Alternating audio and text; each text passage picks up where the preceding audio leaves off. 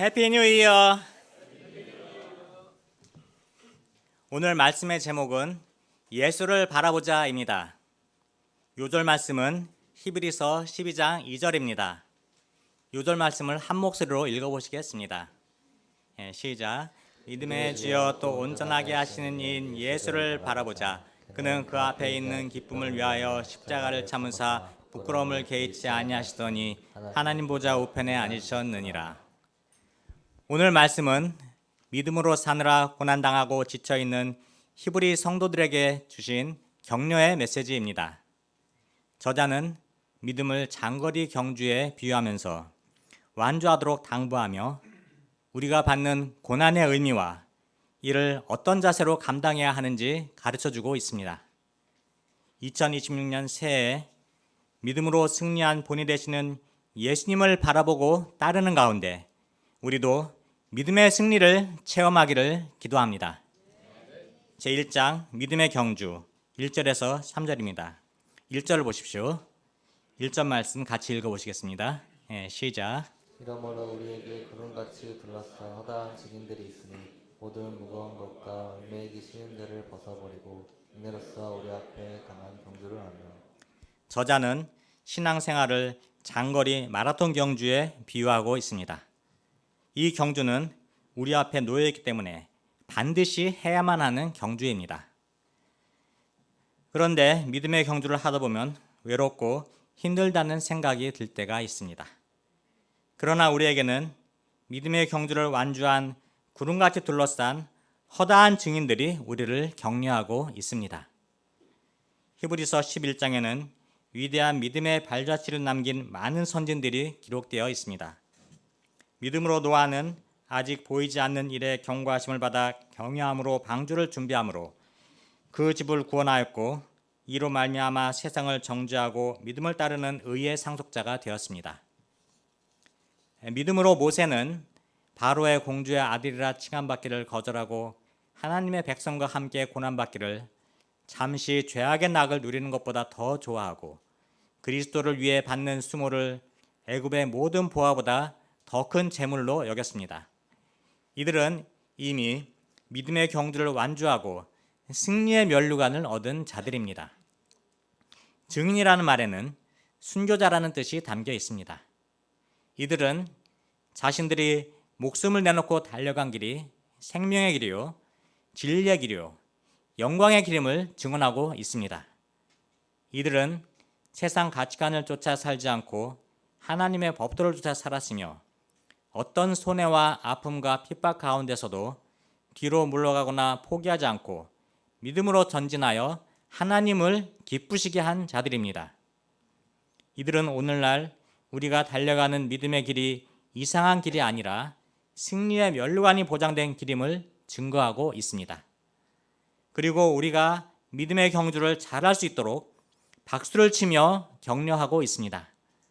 무엇보다 우리가 믿음의 경주를 잘하기 위해 먼저 마음 자세를 새롭게 하도록 도우십니다. 첫째로 모든 무거운 것과 얽매이기 쉬운 죄를 벗어버리라고 하십니다. 마라톤 선수가 멋진 정장이나 두꺼운 패딩을 입고 달리지 않습니다. 좋은 기록을 얻기 위해 모든 무거운 것을 벗어버리고 최대한 가벼운 복장으로 달려야 합니다. 당시 유대 신자들에게는 율법과 율법적 사고방식이 신앙생활의 무거운 짐이 되었습니다. 신앙생활은 믿음과 은혜로 하는 것인데 율법에 기초하여 무엇을 해야 한다는 율법적인 생각에 사로잡힐 때 믿음의 경주가 무거운 것이 됩니다. 또 하나님의 영광을 위해 산다고 하면서도 장래 걱정과 자녀 교육 문제, 세상 성공과 인정을 바라는 욕심이나 염려로 마음이 무거워집니다. 얽매이기 쉬운 죄는 어떤 것들이 있습니까? 대표적인 것이 정욕의 죄입니다. 음란한 시대에 거룩한 삶을 사는 것이 쉽지 않습니다. 정욕의 죄에 얽매이면 죄의식, 수치심, 절망감으로 믿음의 길을 달려가지 못합니다. 물질에 대한 욕심, 비교의식, 열등감, 시기심의 죄에 얽매이기도 합니다. 믿음의 경주를 잘 하기 위해서는 이렇게 무거운 것과 얽매이기 쉬운 죄를 벗어버려야 합니다.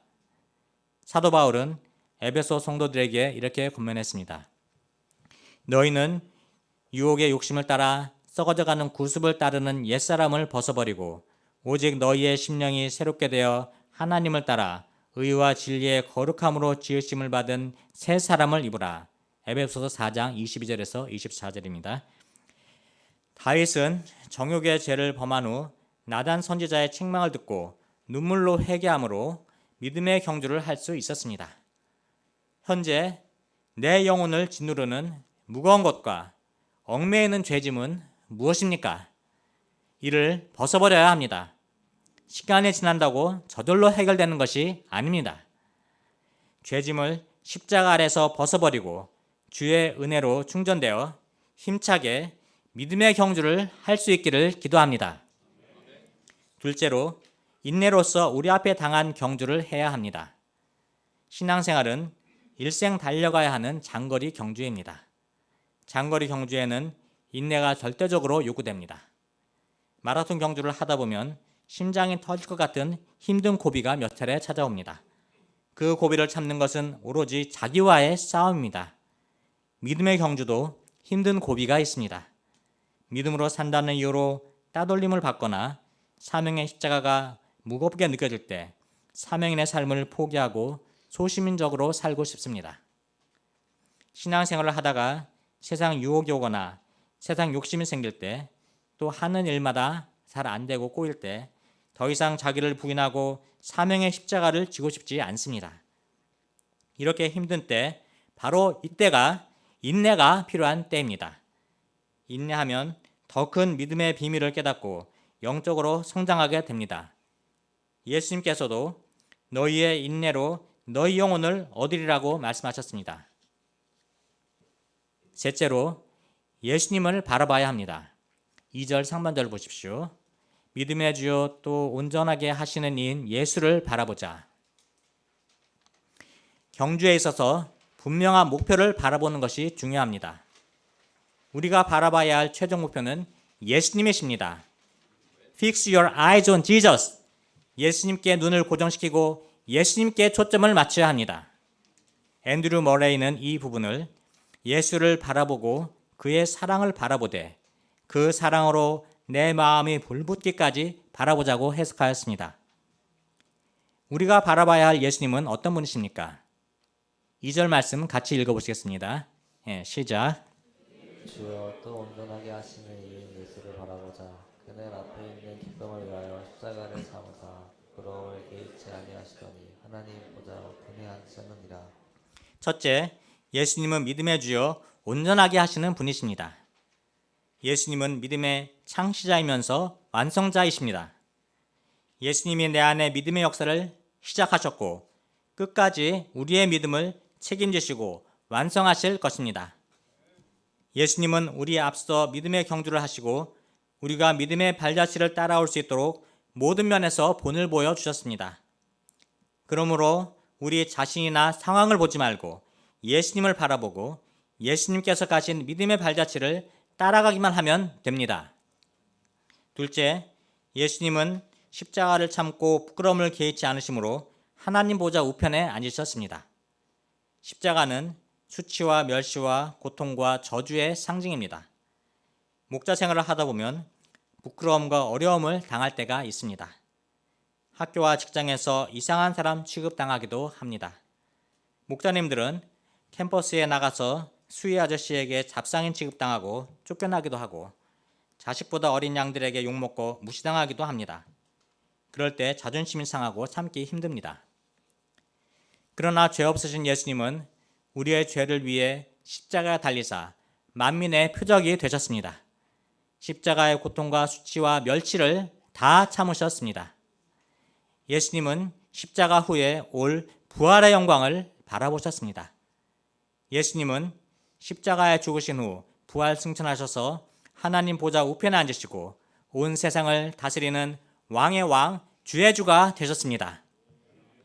셋째, 예수님은 자기에게 거역한 일을 참으신 분이십니다. 3절을 보십시오. 너희가 피곤하여 낙심하지 않기 위하여 죄인들이 이같이 자기에게 거역한 일을 참으신 일을 생각하라. 우리도 열심히 믿음의 경주를 하다가 피곤하여 낙심에 빠질 때가 있습니다. 애매하게 고난받고 그 고난이 장기화될 때 언제까지 이런 고난을 받아야 하는가 한계에 부딪히게 됩니다. 목자의 섬김을 받고 말씀 안에 잘 자라던 양이 구원의 은혜를 잊고 목자에게 상처를 주어 떠나는 일을 당하면 목자 생활이 피곤하고 낙심하게 됩니다. 이때 어떻게 피곤한 마음과 낙심하는 마음을 극복할 수 있습니까?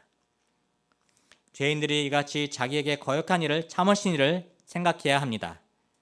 십자가에 못 박혀 죽으시기까지 바로 나의 허물과 죄를 오래 참으신 예수님을 생각해야 합니다.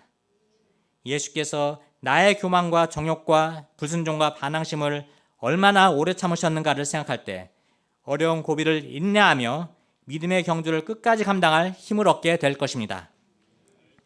오늘 본문 1절에서 3절에는 인내, 참으사, 참으신 단어를 통해 우리가 고난을 인내해야 함을 강조하고 있습니다. 로마서 5장 3절 4절은 말씀합니다. 다만 이뿐 아니라 우리가 환난 중에도 즐거워하나니 이는 환난은 인내를, 인내는 연단을, 연단은 소망을 이루는 줄 알미로다. 이 말씀에서도 믿음으로 살고자 할 때 인내로서 열매 맺게 됨을 가르치십니다. 우리는 쉽게 인내의 한계에 부딪혀서 중요한 일을 그르치거나 인내하지 못해 인생의 낭패를 보기도 합니다. 그러나 인내하지 못하면 믿음의 경주는 불가능합니다. 그런데 하나님은 고난을 통해 믿음의 인내를 배우게 하십니다. 우리 본성으로는 고난을 감당할 수 없지만 이때 십자가를 참으시고 거역한 자들을 참으신 예수님을 배우며 따를 때 인내의 귀한 열매를 얻고 당당한 믿음의 사람으로 빚어지게 됩니다. 그래서 이 예수님은 우리에게 믿음의 주요, 우리를 온전하게 하시는 주가 되십니다. 말세지 말에 살고 있는 우리 모든 성도는 개인적 어려움뿐만 아니라 시대가 주는 어려움, 우리의 연약함으로 겪는 고난으로 인해 인생살이가 벅참을 느낍니다. 이때 우리를 온전하게 하시는 예수님, 십자가를 참으사 승리하신 예수님, 자기에게 거역한 일을 참으신 예수님을 바라보며 우리 또한 인내로서 믿음의 경주를 마친 허다한 증인들의 대열에 참여하는 종들이 되기를 기도합니다. 제2장 하나님의 훈련 4절에서 13절입니다. 4절을 보십시오. 너희가 죄와 싸우되 아직 피 흘리기까지는 대항하지 아니하고. 흔히 믿음의 삶을 권투와 같은 격투기에 비유합니다. 히브리 성도들은 이미 고난의 큰 싸움을 견뎌냈습니다. 믿음을 지키기 위해 많은 것을 희생했습니다. 그들에게는 위로와 동정이 필요할 것 같습니다. 그런데 저자는 그들이 피 흘리기까지 싸우라고 권면합니다. 이는 순교하기까지 싸우라는 것입니다. 우리의 싸움의 대상은 사람이 아니라 죄입니다. 오늘날 사람들은 죄와 싸우려 하지 않습니다. 어느 정도 싸우다가 포기해버립니다. 시대 분위기에 편승하여 합리화하고 타협하고자 합니다. 그러나 죄는 아무리 가벼운 것이라도 결코 봐줄 성질의 것이 아닙니다. 죄와의 싸움은 피 흘림이 수반됩니다. 바울은 날마다 죽는다고 하였습니다. 죄와 싸울 때 고통을 피하지 말고 죽을 각오로 임해야 합니다. 신자들이 믿음의 인생의 고난을 당하게 되면 힘든 상황이 개선되기만을 막연히 고대하기 쉽습니다. 조건 개선만 바라며 기대할 때 쉽게 지치고 믿음에서 멀어지게 됩니다. 그러나 이때 히브리서자는 죄와 싸우라고 하십니다. 불신과 불평, 의심과 반발심, 기복신앙의 죄와 싸우되 피 흘리기까지 싸워 믿음의 승리를 얻도록 격려하십니다. 이들이 영적 싸움을 하지만 아직은 피 흘리기까지는 싸우지 않았다고 가르치십니다. 우리도 외적 조건 개선을 위해 애쓰고 싸울 것이 아니라 죄와 피 흘리기까지 싸워야 하겠습니다. 그러면 신자가 받는 고난의 의미는 무엇입니까? 5절 말씀 같이 읽어보시겠습니다. 시작. 원하는 것 같이 너희에게 건강하신 말씀이 있었다. 물렀을 때 아들아 주의 징계하심을 경히 여기지 말며 그의 꾸지람을 받을 때 낙심하지 말라. 징계는 교육 또는 훈련으로서 아이를 훈련으로 바르게 양육한다는 의미가 있습니다. 일반적으로 사람들은 인생이 겪는 고난과 고통은 죄로 인한 결과라는 인과응보적인 생각을 합니다. 믿음으로 오이롭게 살면 하나님의 은혜 안에 평안한 삶을 누릴 것으로 생각합니다. 그런데 왜 고난이 있습니까? 욥기는 의인이 당하는 고난과 고통은 죄로 인한 결과가 아니라 정금과 같은 믿음을 소유하도록 연단하시는 하나님의 훈련임을 가르쳐 줍니다. 이 고난은 하나님께서 그의 자녀들의 영적 성장을 위해 아들로 키우시고자 주시는 사랑의 훈련입니다. 우리는 하나님의 사랑의 훈련을 어떤 자세로 받아야 합니까? 첫째로, 훈련을 경히 여기지 말아야 합니다. 훈련을 대수롭지 않게 여기거나 요령껏 적당히 넘어가고자 하기 쉽습니다. 그럴 때 아무리 훈련을 시켜도 내면이 변화되지 않고 성장이 없습니다. 잠언 12장 1절은 말합니다. 훈련을 좋아하는 자는 지식을 좋아하거니와 징계를 싫어하는 자는 짐승과 같으니라. 둘째로, 꾸지람을 받을 때 낙심하지 말아야 합니다. 훈련받을 때 절망하고 불의에 빠져 자학하는 사람이 있습니다. 이런 사람은 겉으로 볼 때 겸손한 것 같지만 실상은 훈련을 마음으로 받아들이지 않는 것입니다. 이는 징계의 의미를 오해하는 데서 비롯됩니다. 고난을 하나님이 주시는 훈련으로 받아들이지 않으면 마음에 깊은 상처가 됩니다. 하나님이 주시는 훈련으로 받아들일 때 하나님 앞에서 두려고 떨림으로 훈련을 받을 수 있습니다. 훈련을 통해 죄의 불순물이 제거되고 순수한 믿음의 사람으로 빚어지게 됩니다. 셋째로, 하나님의 사랑을 확신해야 합니다. 6절을 보십시오. 주께서 그 사랑하시는 자를 징계하시고 그가 받아들이시는 아들마다 채찍질을 하심이라 하였으니, 많은 사람들이 훈련받을 때 하나님이 나를 버리신 것이 아닌가 하나님의 사랑을 의심합니다. 그러나 하나님께서 나를 미워하시기 때문에 훈련하시는 것이 아니라 진정으로 사랑하시기 때문에 쓰실 만한 하나님의 사람으로 빚으시기 위해 훈련시키신다는 것을 확신해야 합니다. 그때 우리는 훈련을 마음으로 받을 수 있게 됩니다. 7절 8절을 보십시오. 너희가 참음은 징계를 받기 위함이라 하나님의 아들과 같이 너희를 대우하시나니 어찌 아버지가 징계하지 않는 아들이 있으리요. 징계는 다 받는 것이거늘 너에게 없으면 사칭자요 친아들이 아니니라. 아들은 아버지에게 생명의 상속자이며 절대적인 사랑의 대상입니다. 아버지의 사랑은 훈련하는 사랑입니다. 힘든 훈련을 통해 강한 아들이 되게 합니다. 훈련은 하나님의 고차원적인 사랑 속에서 이루어집니다. 징계가 없으면 사생자요 친아들이 아니라고 했습니다. 역으로 훈련이 있다는 것은 하나님의 절대적인 사랑받는 자녀라는 증거입니다. 그러므로 훈련받을 때 섭섭한 마음을 품고 원망하기보다 하나님의 깊은 사랑을 느끼고 감사해야 합니다. 하나님께서 우리를 훈련하시는 목적이 무엇입니까? 9절 10절을 보십시오. 또 우리를 육신의 아버지가 우리를 징계하여도 공경하였거든 하물며 모든 영의 아버지께 더욱 복종하며 살려 하지 않겠느냐. 그들은 잠시 자기의 뜻대로 우리를 징계할거니와 오직 하나님은 우리의 유익을 위하여 그의 거룩하심에 참여하게 하시느니라. 당시 아버지는 가족들에 대해 절대적인 권한을 가지고 있었습니다. 육신의 아버지는 자식을 훈련시키는 훈련관이었습니다. 그런데 육신의 아버지는 아무리 자식을 위한다고 하지만 자기의 뜻이 개입되기 마련입니다. 육신의 아버지는 불완전합니다. 그래도 자식은 육신의 아버지를 공경합니다. 반면에 영의 아버지이신 하나님은 완벽하신 분으로서 온전히 우리의 유익을 위하여 훈련하십니다. 하나님은 우리의 죄로 병든 내면을 치료하사 하나님의 거룩한 성품에 참여하게 하십니다. 자기중심적이고 이기적이고 육신적이고 인간적이어서 하나님께 쓰임받을 수 없는 우리를 훈련을 통해 영적이고 경건하게 하시고 하나님의 자녀다운 내면의 소유자가 되게 하십니다. 훈련은 당시에는 즐거워 보이지 않고 슬퍼 보입니다. 훈련을 받는 것은 고통스러운 일입니다. 우리 타이머라즈 형제님은 권투 선수로서 시합에 이기기 위해 평소 피나는 연습을 하며 자기와의 싸움을 하는 것을 봤습니다.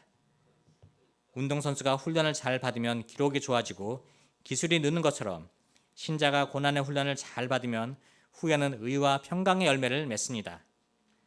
훈련을 통해 자기중적인 사람이 하나님 중심의 사람으로 변화되고 이기적인 사람이 희생적인 사람으로 변화되고 세상적인 사람이 영적인 사람으로 변화됩니다. 12절 13절을 보십시오. 그러므로 피곤한 손과 연약한 무릎을 일으켜 세우고 너희 발을 위하여 곧은 길을 만들어 저는 다리로 하여금 어그러지지 않고 고침을 받게 하라. 피곤한 손, 연약한 무릎, 저는 다리는 운동선수가 탈진하여 손과 무릎에 힘이 빠지고 다리를 저는 모습입니다. 피곤한 손과 연약한 무릎은 반복되는 실험 속에서 지쳐서 더 이상 버틸 힘도 없고 행동할 힘도 없이 약해진 상태를 말합니다. 우리는 지치고 피곤하면 쉬어야 한다고 생각합니다. 그러나 중도에 포기하고 주저앉으면 안 됩니다. 손과 무릎을 일으켜 세우고 저는 다리로 고침을 받아 일어나야 합니다. 그리고 하나님이 예비하신 곧은 길을 걸어가야 합니다. 하나님 주시는 훈련 앞에서 넘어지지 않고 끝까지 믿음의 길로 행함으로 하나님께서 쓸만한 믿음의 사람으로 빚어지고 의의 평강한 열매를 맺을 수 있기를 기도합니다. 제3장 화평함과 거룩함을 따르라. 14절에서 17절입니다. 주님을 보기 위해 힘써야 할 것이 무엇입니까? 14절을 보십시오. 14절 말씀 같이 읽어보시겠습니다. 시작. 보라 화평함과 거룩함을 따르라. 이것이 없이는 아무도 주를 보지 못한다. 첫째, 화평함과 거룩함을 따르라. 따르라는 말은 영어로는 make every effort로서 모든 노력을 기울여야 합니다. 화평은 갈등을 피하고 가만히 있으면 생기는 것이 아닙니다.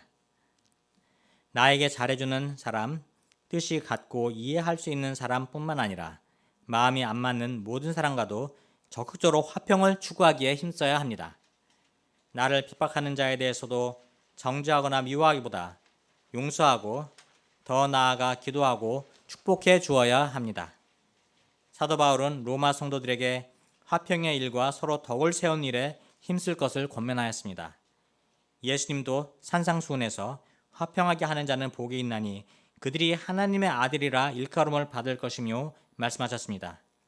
화평을 추구할 때 하나님의 자녀로 인정받게 됩니다. 둘째, 거룩함이 없이는 주를 보지 못하리라. 거룩하지 않으면 거룩하신 하나님을 볼 수 없습니다. 사도 베드로는 말했습니다. 오직 너희를 부르신 거룩한 이처럼 너희도 모든 행실에 거룩한 자가 되라. 기록되었을 때 내가 거룩하니 너희도 거룩할지어다 하셨느니라. 우리는 죄로 인해 영원한 파멸에 이를 수밖에 없었지만 예수님의 피의 은혜를 믿음으로 말미암아 의롭다함을 얻게 되었고 거룩하게 되었습니다. 그러므로 이제 우리는 하나님의 거룩하심을 본받아 거룩함을 추구해야 하는 것입니다. 하나님의 백성으로서 세상 사람들과 구별된 삶을 살아야 합니다. 공동체를 지키기 위해 살펴야 할 것들이 무엇입니까? 15절에서 17절 말씀 같이 읽어보시겠습니다. 시작.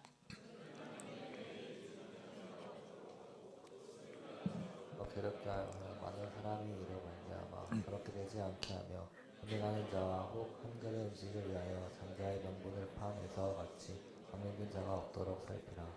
너희가 아는 바와 같이 그가 그 후에 축복을 이어받으려고 눈물을 흘리며 구하되 버림받아 되어 회개할 기회를 얻지 못하였습니다. 첫째, 하나님의 은혜에 이르지 못하는 자가 없도록 살펴야 합니다. 이는 하나님의 은혜를 놓치는 자가 없도록 조심하라는 뜻입니다. 하나님의 은혜란 예수님을 믿음으로 말미암아 하나님께서 값없이 베풀어 주신 구원의 은혜를 의미합니다.